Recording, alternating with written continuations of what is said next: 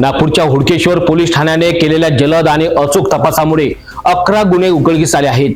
या तपासादरम्यान 10 लाख रुपयाहून अधिक किमतीचा मुद्देमाल हस्तगत करण्यात आला आहे। काय आहे संपूर्ण प्रकरण पाहूया आमच्या विशेष रिपोर्ट मध्ये। नागपूरच्या हुडकेश्वर पोलीस स्टेशन हद्दीत 15 डिसेंबर 2024 रोजी घरफोडीची तक्रार नोंदविण्यात आली।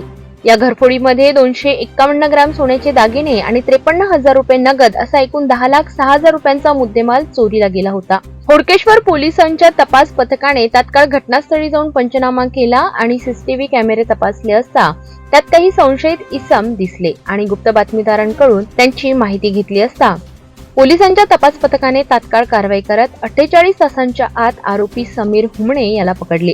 याच्याशी संबंधित इतर गौरव तेनाली, आयुष शेंडे आणि इतर आरोपींची नावेही उघडकीस आली।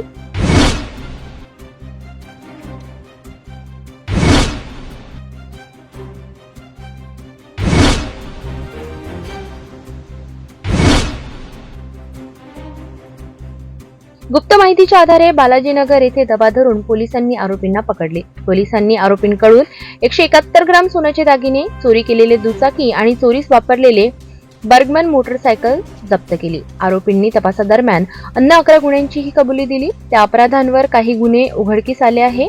त्या आधारावर काही गुन्हेही उघडकीस आले। त्यात हुडकेश्वर पोलीस ठाणे हद्दीत 3, MIDC पोलीस ठाणे अंतर्गत 1, रामटेक पोलीस ठाणे 2, कोराडी, कपिल, कन्हान आणि कामठी या पोलीस ठाणे अंतर्गत 1 असे एकूण 11 गुन्हे उघडकीस आले असून पोलिसांनी 10,90,339 रुपयांचा मुद्देमाल जप्त केला।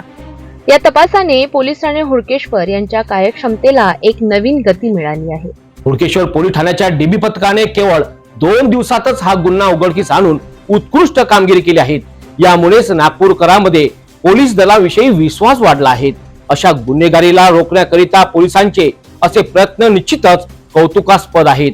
नागपूरच्या पोलिसांच्या या जलद आणि प्रभावी कारवाईमुळे आणखी एक गुन्हेगारीचा प्रकरण चव्हाट्यावर आला आहे। यामुळेच गुन्हेगारावर वचक बसण्याची शक्यता आहे। अशाच महत्त्वाच्या बातम्यांकरिता पाहत राहा, आमच्या सोबत जुळत राहा, फक्त सिटी न्यूज सोबत।